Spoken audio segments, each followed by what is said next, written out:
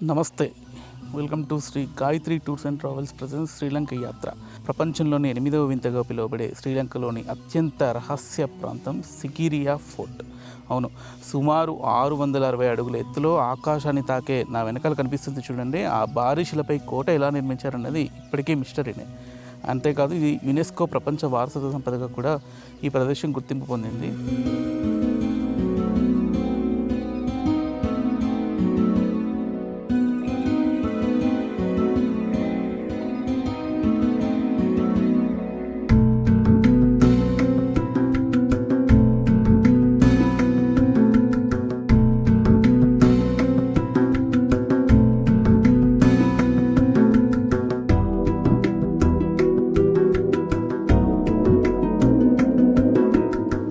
ఒకసారి నా వెనుక చూడండి, అద్భుతమైన కట్టడాలు.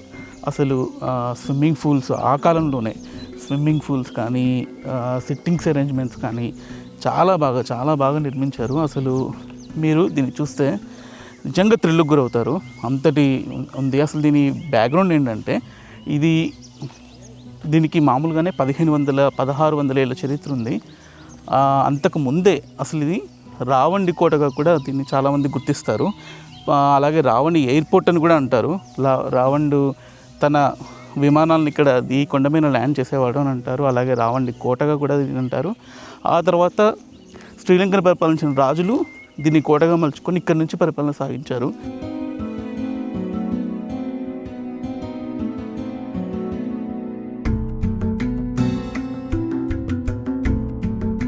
రాజుల కంటే ముందే రావణుడు ఈ కోటని పాలించడానికి వీళ్ళు ఒకటి మెయిన్గా చెప్తూ ఉంటారు ఎగ్జాంపుల్. ఎందుకంటే నా వెనకాల కనిపిస్తున్నది ఎలిఫెంట్ రాక్ అంటారు. అది ఆర్కియాలజీ సర్వేలో దాదాపు 10,000 ఏళ్ళ క్రితంది అని తేలిందనమాట. సో అందువల్ల రామాయణంతో ఈ చారిత్రక కట్టడం ముడిపడి ఉందని గట్టిగా నమ్ముతారు ఇక్కడి ప్రజలు.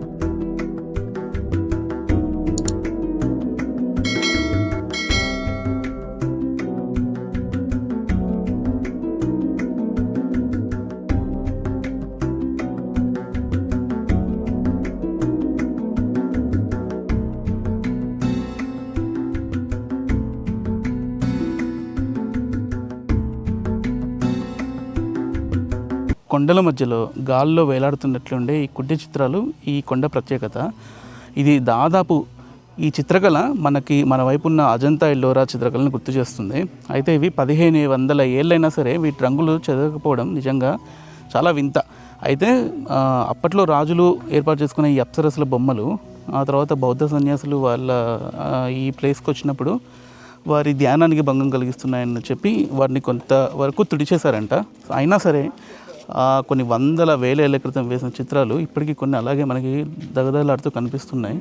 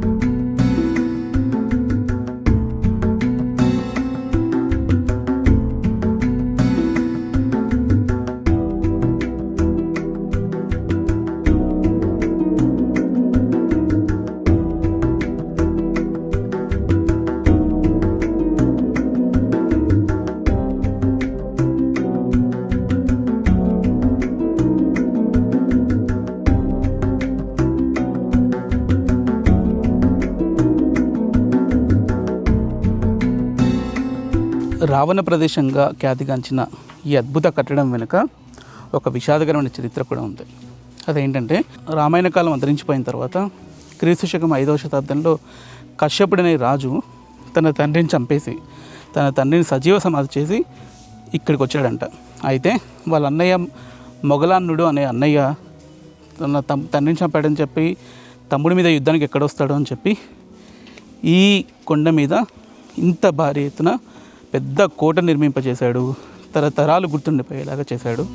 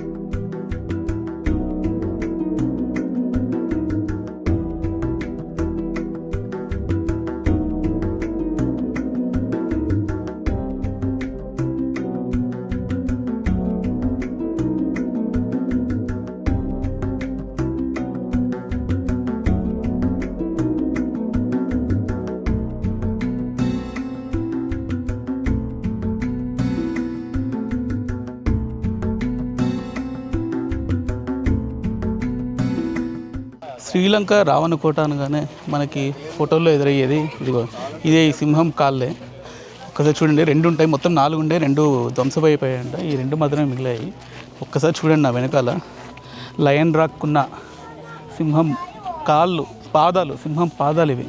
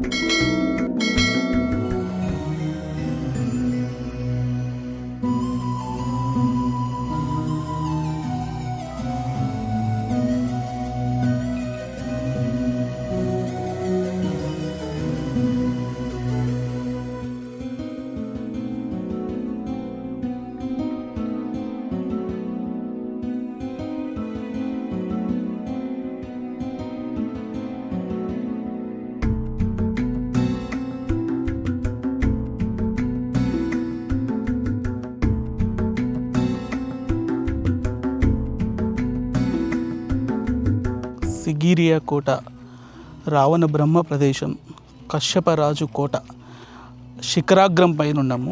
మనం సింహం నోటి ద్వారా ఎలా వెళ్తామో అలా వచ్చాము పైకి వచ్చి ఇప్పుడు ఆ మెట్ల దారి గుండా వచ్చి ఇప్పుడు మనం ఇక్కడ ఈ శిఖరాగ్రం చేరుకున్నాం.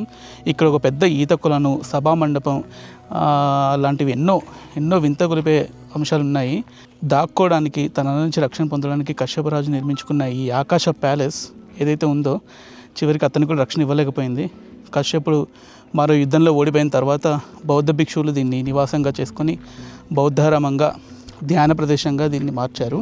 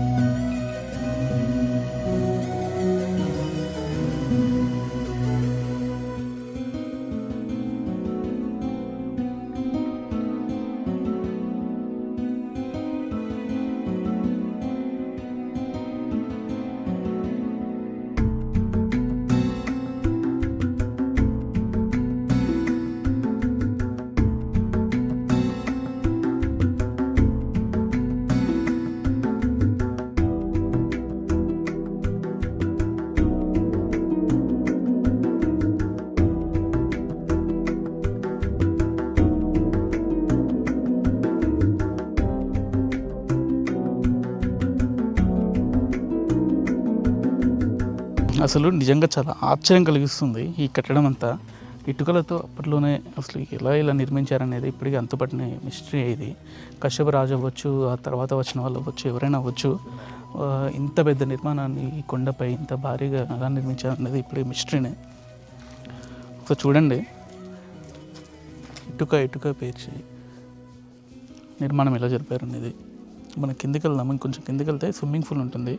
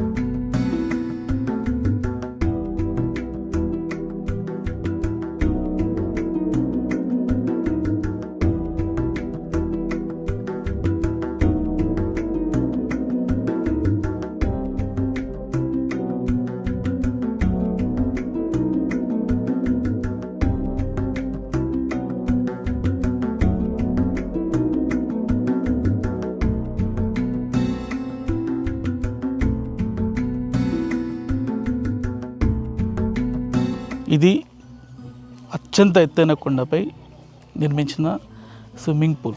అవును, అప్పట్లో దీన్నే స్నానాల చేసేందుకు రాజు వినియోగించేవాడంట ఈ స్విమ్మింగ్ పూల్. అయితే దీనికి ఇది న్యాచురల్ అనమాట, వర్షం పడ్డ నీటితోనే ఈ గుంట ఇది అనేది నిండుతుంది. అయితే దీంట్లో వాటర్ నిండడానికి మనం కొండ మొత్తం చూస్తే అన్ని దారులు, కొండ నుంచి ఒకవేళ వర్షం పడితే ఈ పూల్ నిండేలాగా అన్ని దారులు ఇటువైపు ఏర్పాటు చేశారు. అంటే డౌన్గా అనమాట ఈ స్విమ్మింగ్ పూల్ ఉండేది మొత్తం. అన్ని ఇటువైపు నుంచి చూసినా కూడా దారులన్నీ ఈ స్విమ్మింగ్ పూల్ వైపు డౌన్ వైపు ఉంటాయి అనమాట. అంటే వర్షం పడితే ఆ నీళ్ళన్నీ ఇక్కడికి వచ్చి చేరేలాగా. ఒక్కసారి చూడండి నా వెనకాల. సో ఇదే ఆ కాలంలో రాజులు వాడిన స్విమ్మింగ్ పూల్, వాళ్ళకి ఇదే స్విమ్మింగ్ పూల్.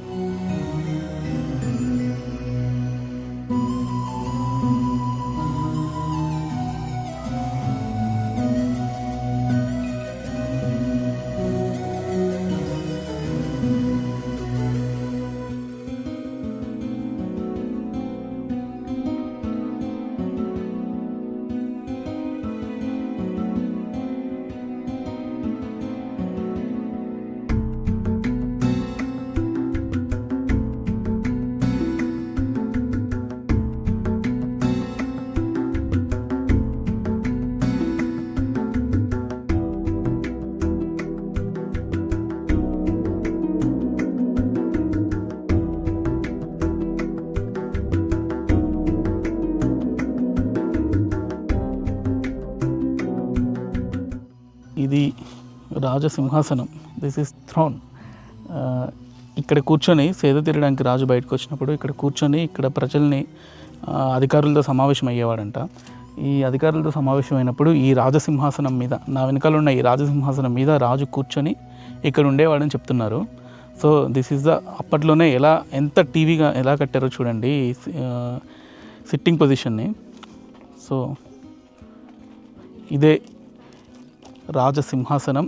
అయితే సేద తీరేటప్పుడు కానీ అధికారులతో ఏమైనా సమావేశం అయ్యేటప్పుడు కానీ అధికారులంతా అక్కడ రాజ్యంలోని వాళ్ళంతా అక్కడ ఉంటే ఈ రాజు ఇక్కడ ఈ సింహాసనం మీద కూర్చొని ఇక్కడ మాట్లాడుతుండేవాడు.